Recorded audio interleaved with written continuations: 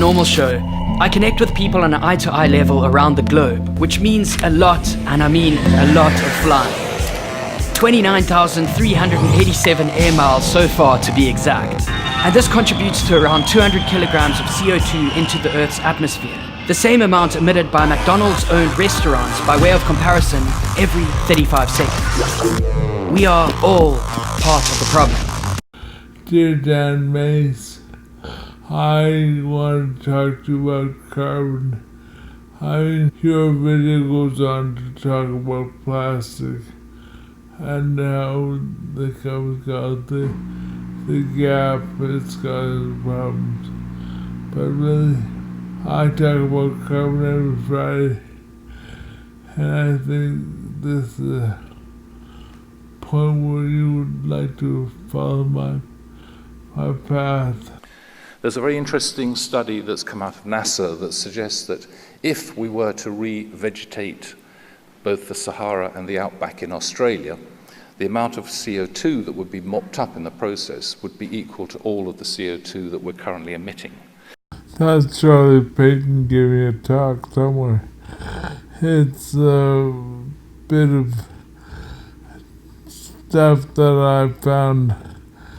It's from 2015, and really, I showed it about 50 times, and it goes on.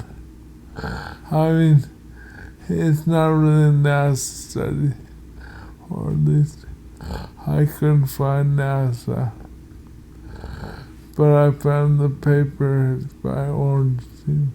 It's called afforestation. No,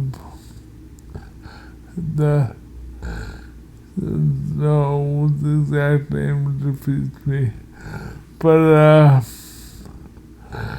the guy from engineering, or the guy in Ireland, hang on. I found the irrigation paper. It's irrigated afforestation of the Sahara and Australia back to end global warming. That's the start of this Bob Wax. In this new video series, we're going to explain how several geoengineering methods intend to work and their potential impact on the world's climate. The first plan we will examine is afforestation. Afforestation is pretty self-explanatory. Plant trees, allow them to grow, and store carbon in their wood. The problem we run into is finding large enough spaces to plant forests that would have a significant impact on the climate and that would not negatively affect the economies of the countries employing the method. Taking land that could be used for agriculture just isn't a realistic solution. No one is going to agree to it. Our options are limited, but we happen to have huge expanses of land on Earth that are not being used for anything productive. Deserts. Now I know what you're thinking. Deserts are not the best place for growing anything, but with water desalination technology rapidly advancing, this isn't as far-fetched as it may seem. We are going to examine the feasibility and effect of afforestation in the two largest subtropical deserts in the world, the Sahara and the Australian outback. That Irish guy is called Real Engineering. He kind of picked up on ORNSTIENS paper and made a blog on it. But he talked about a series of blogs that didn't follow up. It's like that one thing is there. But I've added a link to all these things in my notes below. We are on our way to the Sahara Forest Project pilot facility here in Qatar, which is located at Kafko inside Mesaid Industrial City. Right now, we're standing inside the seawater-cooled greenhouse, one of the core technologies of the Sahara Forest Project.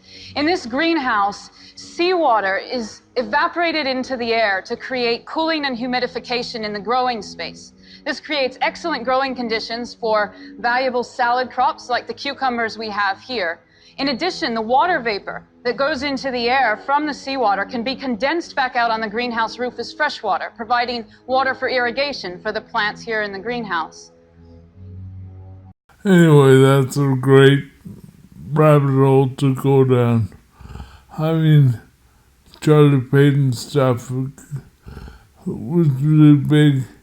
He was kind of behind Sundrop farms, and I don't know how it relates to the Sahara Forest Project.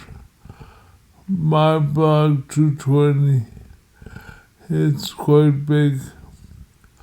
I put a link to my page and my over 600 videos that a playlist on the below. You end up needing more agricultural land than we have right now in use in order to make this happen. We collect CO2 roughly 1,000 times as fast as a real tree. Then the path leads to artificial trees.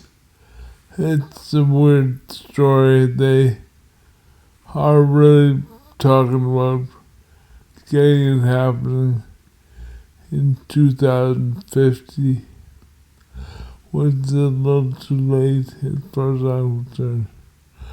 The other places go to direct air capture.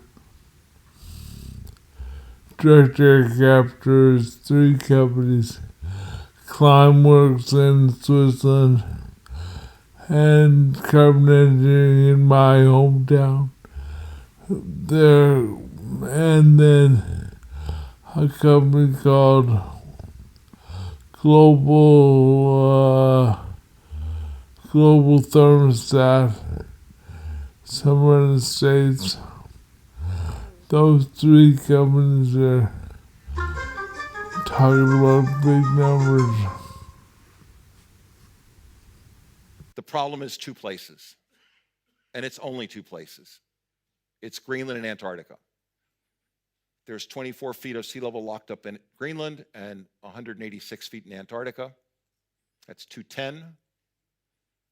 All of the glaciers from the Alps to Alaska and so on make up another 2 or 3 feet, a meter. So if we're going to get worried about the rate of sea level rise, not what's happening in the Arctic in general, but where sea level rise is going to come from of substance, it's only those 2 places. Everything else is just noise or distraction. There's a book that I highly recommend. It's called Drawdown, the most comprehensive plan ever proposed to reverse global warming by Paul Hawken. Drawdown details 100 different ways to not just lower carbon emissions, but actually pull them out of the air, proposed by some of the leading climate scientists and policymakers around the world. From vast mega projects like we just talked about, to little things that you can do right around your home. This covers it all.